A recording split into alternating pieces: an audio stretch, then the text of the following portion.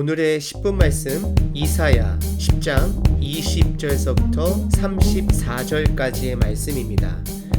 오늘 본문 말씀 초반부 20절서부터 쭉 보시게 되면 남은 자라는 단어가 반복해서 나오고 있는데요.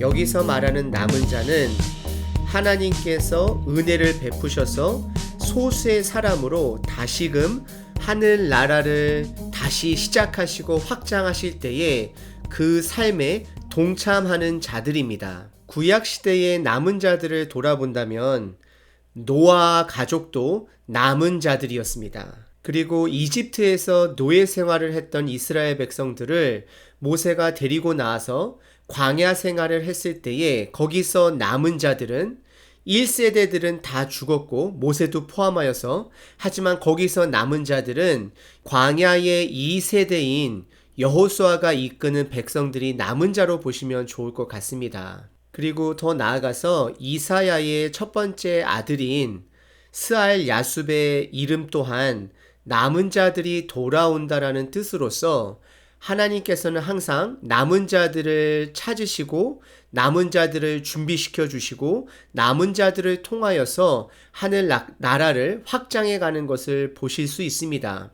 그러면 예수님 시대 이후에 지금 저희들이 사는 시대 또한 하나님께서 남은 자들을 사용하셔서 하늘 나라를 확장하고 계시는데, 나는 그 남은 자인가 한번 질문을 던지시면서 오늘 본문 말씀을 함께 살펴보도록 하겠습니다. 오늘 본문 말씀은 크게 세 가지 키워드로 나눌 수 있는데요. 첫 번째는 남은 자입니다. 그리고 두 번째는 기억이고요. 그리고 세 번째는 진리입니다. 그러면 첫 번째 남은 자에 대해서 살펴볼 텐데 20절서부터 23절까지 보시게 되면 남은 자가 계속해서 반복적으로 나오고 있는데 1절에 그날이라고 시작이 되어지는데요. 이 그날이라는 것은 미래를 이야기하는 것이고 하나님의 때를 말하고 있습니다. 그 하나님의 때에 그 날에 이스라엘의 남은 자와 야곱 족속의 피난한 자들이 다시는 자기를 친자를 의지하지 아니하고, 지금 유다 백성이 아수르를 의지했던 것처럼 아수르가 이제 유다까지 침범하면서 다시는 그러한 실수를, 그러한 죄악을 범하지 않는다라고 하면서 남은 자들이 하나님만을 의지한다라고 이야기하고 있습니다. 여기서 저희들이 다시 한번 기억해야 되는 것은 예전이나 지금이나 남은 자들은 세상을 의지하지 않고 하나님만을 의지하는 자가 바로 남은 자라는 것입니다. 그리고 의지한다라는 것은 세상 기준대로 살아가는 자들이 아니라 하나님의 말씀의 기준대로 살아가는 자들이 남은 자라는 것입니다. 그리고 22절에 하나님의 백성이 모래와 같이 많을지라도 돌아오는 자는 남은 자들만 돌아올 것이다 라고 다시 한번 강조를 하면서 23절에 이미 작전된 파멸을 주 만군의 여호와께서 온 세계 중에 끝까지 행하시리라. 결국 하나님께서 작정하신 그 파멸은 꼭 이루시겠다는 말씀인데요. 이 뜻은 어떻게 보면 하나님께서 파멸을 끝까지 이루신다면 회복 또한 끝까지 행하신다는 뜻으로 받으셔야 한다는 것입니다. 이사야서를 통하여서 하나님께서 강조하시는 것은 하나님의 심판의 목적은 회복에 있다라는 것입니다. 그런데 그 회복을 남은 자들을 통하여서 이루겠다라고 말씀하고 계시는 것입니다. 지금 현대 교회 안에서도 하나님께서는 남은 자, 즉 하나님의 기준을 가지고 하나님만을 의지하며 살아가는 자들을 통해서 하늘 나라를 이루어 간다라는 것입니다. 그리고 두 번째 키워드는 기억이었습니다. 기억하는 건데요. 24절서부터 27절까지인데 특별히 24절 중반에 보시게 되면 내 백성들아, 아수르가 애굽이 한 것처럼 막대기로 너를 때리며 몽둥이를 들어 너를 칠지라도 그를 두려워하지 말라라고 명령하고 계십니다. 아수르는 하나님이 그냥 사용하는 몽둥이에 불과하다라고 말씀하고 계시면서 그 몽둥이 또한 내가 다 사용하고 나면 멸할 것이다라고, 버릴 것이다라고 말씀을 하고 계십니다. 그러면서 26절서부터는 두 가지 역사적인 사건을 이스라엘 백성들에게 기억하라라고 말씀하시는데요.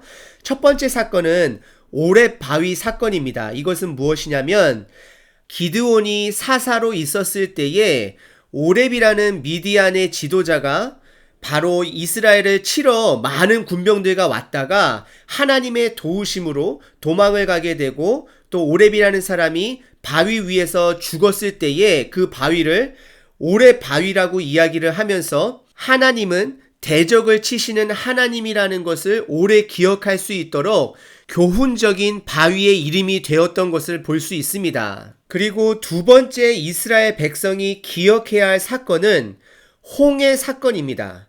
하나님께서 이스라엘 백성을 추격해오는 애굽의 군사들을 수장시켜버린 사건을 기억하라라고 말하고 있습니다. 결국 하나님께서 이 두 가지 역사 사건을 기억함으로 아수르를, 세상을 두려워하지 말라라고 말하고 있는 것입니다. 남은 자들은 세상을 두려워해서는 안 되는 것입니다. 27절을 보시게 되면 저희들이 세상에 매여 있는 무거운 짐이나 멍에들이 하나님의 은혜로 하나님의 때에 하나님께서 벗겨 주신다라고 말씀하고 계십니다. 그리고 마지막 키워드는 진리인데요. 이것은 28절서부터 34절까지 보시는데요. 특별히 28절서부터 32절은 아수르가 남유다를 침공할 때에 거쳐가는 도시 이름들이 나오게 되는데요. 예를 들어서 28절에 아얏, 미글론, 믹마스에서는 장비를 둔다라고도 이야기를 하고요. 그리고 게바, 라마는 떨고, 이러한 지명들이 나오게 되는데, 이것은 실질적으로 아수르가 이 지역을 통해서 침범한다라기보다도 이 지역들은 이스라엘의 북쪽에 위치해 있는 도시들인데요.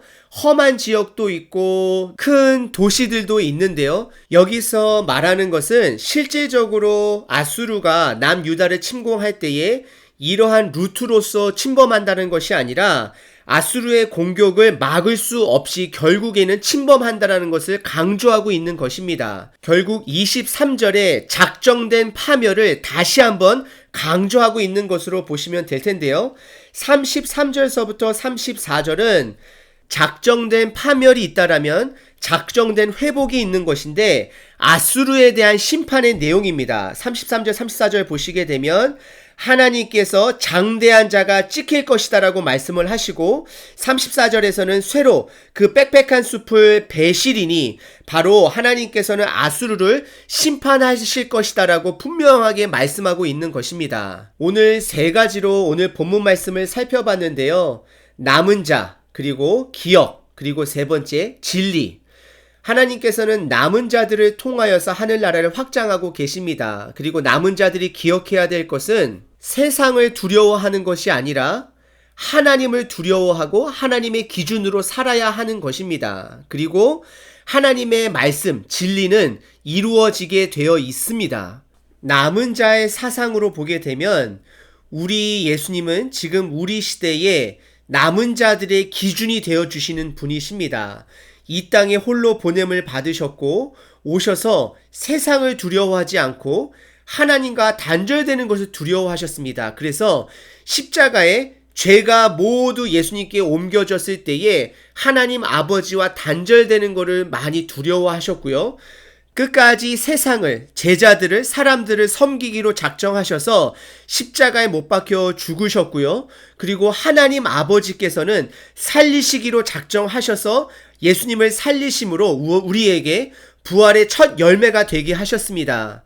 그럼 저희들이 이 시대에 남은 자로 살아가기 위해서는 예수님의 삶의 기준을 우리의 기준, 나의 기준으로 삼아야 하는 것입니다. 예수님의 삶의 프린시플을 보게 되면 네 가지 단어를 기억하시면 되는데요. 첫 번째, 오직. 두 번째, 섬김. 세 번째, 말씀 묵상. 네 번째, 제자입니다. 첫 번째, 오직은 뭐냐면요.